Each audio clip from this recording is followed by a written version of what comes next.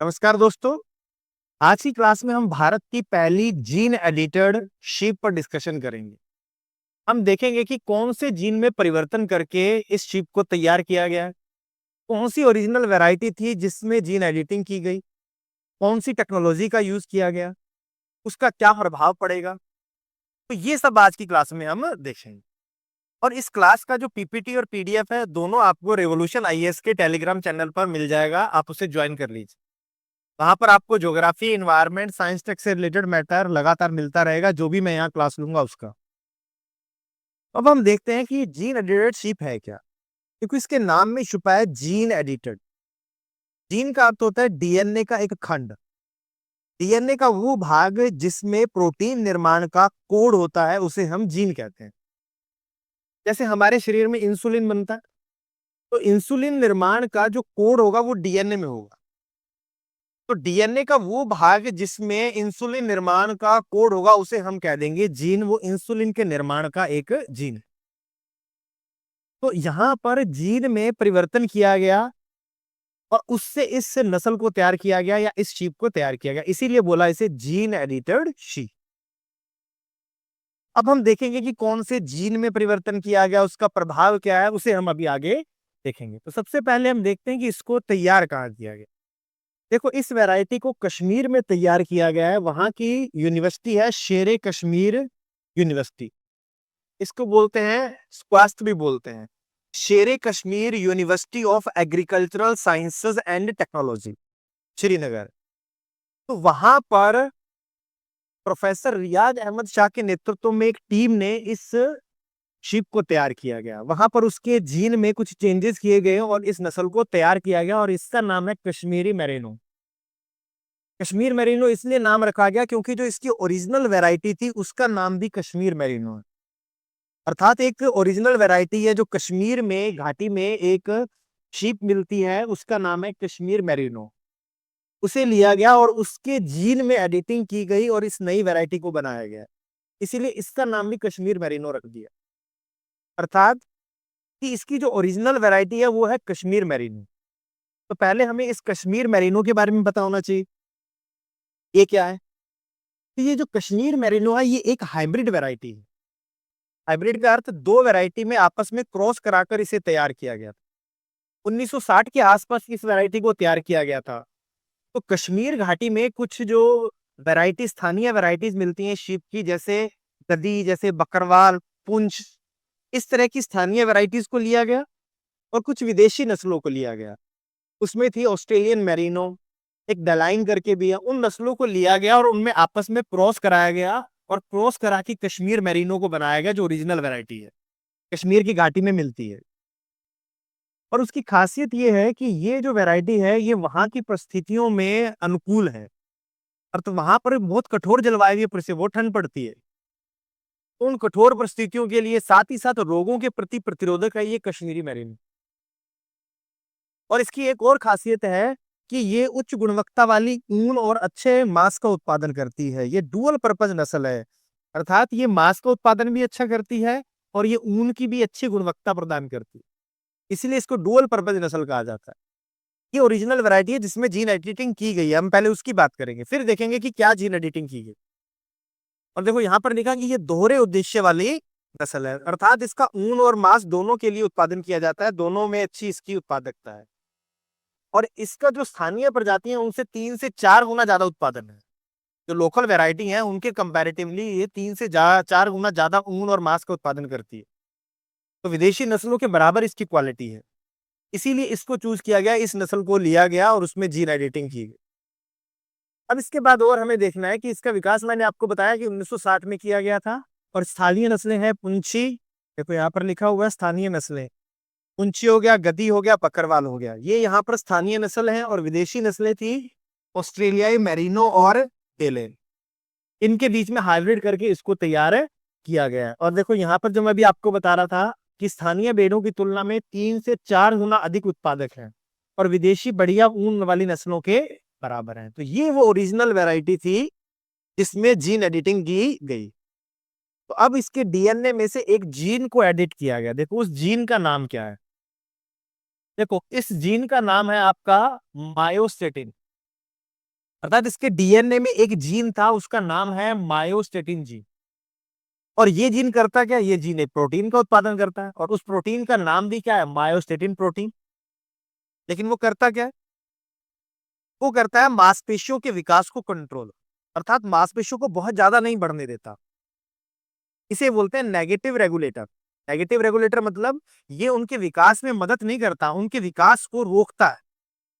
तो अगर ये मांसपेशियों के विकास को रोकेगा तो उनमें मांस का उत्पादन कम होगा, उसमें मांसपेशियों का विकास कम होगा। तो अगर हम इस मायोस्टेटिन जीन में परिवर्तन कर दें, इसमें इस तरह का चेंजेस कर दें कि ये उसको उस तरह से कंट्रोल ना करे, तो मांसपेशियों का विकास ज्यादा होगा। इसीलिए वैज्ञानिकों ने इस मायोस्टेटिन जीन को लक्ष्य बनाया, इसको टारगेट किया और इसमें म्यूटेशन किया, इसमें उत्परिवर्तन किया, इसमें चेंजेस किए। इससे अब हुआ क्या कि इस भेड़ में अब मांसपेशियों का विकास ज्यादा होने लगा और अब वो 30% ज्यादा मांसपेशियों को उत्पादन करती है, या उसमें 30% ज्यादा मांस उत्पादन की क्षमता है। अर्थात जो जीन एडिटेड नई जो शीप तैयार की गई है, उसमें मांसपेशियों का विकास जो पहले वाली कश्मीर मेरिनो है उसकी तुलना में 30% ज्यादा है। अर्थात वो मांस का उत्पादन अब ज्यादा करेगी। ये किया गया और इसमें टेक्नोलॉजी किसका यूज किया गया, क्रिस्पर कैस9 जीनोम एडिटिंग टेक्नोलॉजी का यूज किया। देखो क्रिस्पर कैस9 क्या है, ये डीएनए को काटने की एक सटीक टेक्नोलॉजी है। इसमें किया क्या जाता है, इसमें कोई डीएनए है, इसके मान लो इस भाग को हमें काटना है, तो इसको बिल्कुल ये सटीक तरीके से इसके साथ आके जुड़ जाएगा। क्रिस्पर कैस9 सिस्टम जब उस डीएनए के साथ जुड़ जाएगा, तो जो कैस9 है ये एक एंजाइम है, मोलिकुलर सीजर है, ये उस डीएनए के खंड को काट बिल्कुल सटीक तरीके से क्रिस्पर कैस9 हमारे डीएनए या जीन को काट देता है। अब जब वो रिपेयर होता है तो उसमें कुछ चेंजेस हो जाते हैं, उसमें म्यूटेशन हो जाते हैं और उस म्यूटेशन से क्या होगा कि उसमें ये मायोस्टेटिन है, इसमें परिवर्तन हो जाएंगे जीन में, और जिसकी वजह से अब मांसपेशियों का विकास ज्यादा होने लगेगा शीत में। यहाँ पर इस टेक्नोलॉजी क्रिस्पर कैस9 टेक्नोलॉजी का यूज करके जीन की एडिटिंग की गई। और एक चीज और ध्यान में रखनी है, इसमें कोई विदेशी जीन नहीं डाला गया, कोई बाहरी जीन किसी का नहीं डाला गया। जैसे हमने बीटी कॉटन में देखा था तो उसमें बैक्टीरिया का जीन डाला जाता है, लेकिन इसमें कोई विदेशी जीन नहीं डाला गया। इसमें उसको काटा और उसने जब अब रिपेयर किया तो उसमें कुछ चेंजेस हो गए, जिससे क्या होगा, इसकी प्रभावशीलता थोड़ी कम होगी और मांसपेशियों का विकास होने लगा। तो ये आपको ध्यान में रखना है इसमें। तो देखो ये ना मायोस्टेटिन नामक प्रोटीन को एनकोड करता है, जो नकारात्मक एक सबस्ट्रेट के रूप में काम करता है और मांसपेशियों की वृद्धि को सीमित करता है। अब इस जीन को संपादित करने से मांसपेशियों में 30% की वृद्धि हुई है, जिससे भेड़ों में मांस उत्पादन को बढ़ाने की बड़ी संभावना पैदा हुई। अब उनमें मांस को बढ़ाया जा सकता है, मीट का उत्पादन बढ़ जाएगा। तो ये कहा गया है इसके अंदर। अब है भारत के लिए क्या महत्व है। देखो भारत के लिए महत्व है कि भारत की जनसंख्या बढ़ रही है, तो उनकी भोजन की आवश्यकता की पूर्ति के लिए मांस की डिमांड भी बढ़ेगी। तो देखो यहाँ पर ये क्या करेगा, मांस की बढ़ती हुई मांग को पूरा करेगा। दूसरा, अब जब हमने जीन एडिटिंग कर ली, अब जीन एडिटिंग के थ्रू हम ऐसी नस्लों को भी तैयार कर सकते हैं जो रोग प्रतिरोधी हो, अधिक उत्पादन करने वाली हो। देखो परंपरागत रूप से हाइब्रिड टेक्नोलॉजी का यूज किया जाता है, जैसे मैंने अभी आपको बताया था, उसमें समय लगता है। यहाँ पर आप क्या कर सकते हो, जीन एडिटिंग टेक्नोलॉजी से नई नई वेराइटीज को तैयार कर सकते हो जो रोग के प्रति प्रतिरोधक हो, जिनकी उत्पादन क्षमता ज्यादा हो। तो ऐसी नस्लों को आप तैयार किया जा सकता है, और जो लाइवस्टॉक बायोटेक्नोलॉजी क्षेत्र है वो अब काफी विकसित हो सकता है। तो जो पशुपालन जैव प्रौद्योगिकी है उसके अंदर ये अब एक नया एक कहें तो पहल हो गई है, और उस क्षेत्र में अब काफी संभावनाएं पैदा हो गई हैं। तो ये आपको ध्यान में रखना है। तो ये चीजें हो गई कि भारत में इसकी अब क्या, इसमें क्या महत्व है। अब चुनौतियां भी हैं इसके अंदर। देखो इसकी चुनौतियां ये हैं कि इसमें 3 से 4 प्रयास में जाकर ये तैयार हुआ, 3 प्रयास फेल हुए, चौथे प्रयास में जाकर ये सफल हुई। तो समय लगता है। इसने पहले इसको लैब में तैयार किया गया, फिर इसको किसी दूसरी सैरोगेट मदर में ट्रांसप्लांट किया गया, फिर इसका जन्म हुआ। तो काफी जटिल प्रोसेस है, थोड़ा टाइम भी लगता है, लेकिन ठीक है, ऐसी चीजों में समय तो लगता ही है। तो ये सब इसमें थोड़ी सी जटिलता है।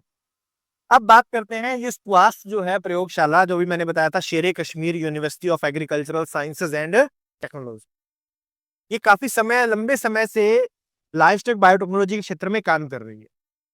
2012 में इन्होंने विश्व की पहली पश्मीना बकरी को तैयार किया गया था, जिसका नाम था नूरी। तो 2012 में देखो, विश्व की पहली पश्मीना बकरी नूरी की क्लोनिंग से इसको तैयार किया था।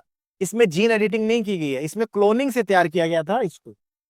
और वो 11 साल जीवित रही थी और ये काफी सक्सेसफुल माना गया इसको। और उसके बाद से ये लगातार काम करते आ रहे हैं और अब इन्होंने जीन एडिटेड शीप को तैयार है। तो काफी लंबा इन्होंने सफर तय किया है। तो ये भी आपको थोड़ा ध्यान में रखना है कि जो पहली इनकी जो जीन एडिटर पहली क्लोनिंग वाली जो बकरी थी वो कौन सी थी, नूरी थी। और 2012 में इसको तैयार किया, ये फैक्ट है, ध्यान रखना आप। अब देखो, अब आगे की क्या इनका विचार है। देखो, आगे इनका लक्ष्य है कि हम इसके अब ऊन की क्वालिटी को भी बेहतर करें, इसके फाइबर की क्वालिटी को बेहतर किया जाए। मैंने पहले ही बताया था कि ये डुअल पर्पज है। अब डुअल पर्पज है अर्थात मांस और ऊन दोनों के लिए इसका उत्पादन किया जाता है या इसको पाला जाता है।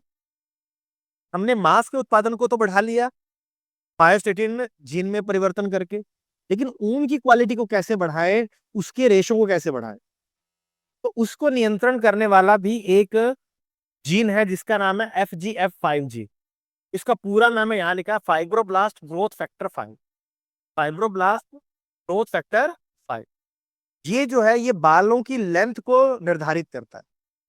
बालों की उसके ऊन जो है उसकी लंबाई क्या होगी, फाइबर्स के जो इसके रेशे हैं उनकी लंबाई क्या होगी, उसको नियंत्रित करने वाला है FGF5।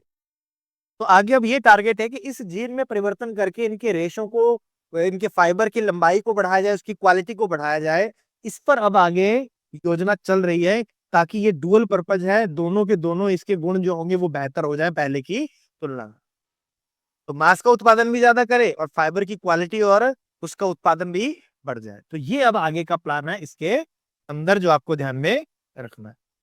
तो ये था आपका पहली जीन एडिटेड शीट। मिलते हैं नेक्स्ट क्लास में। धन्यवाद।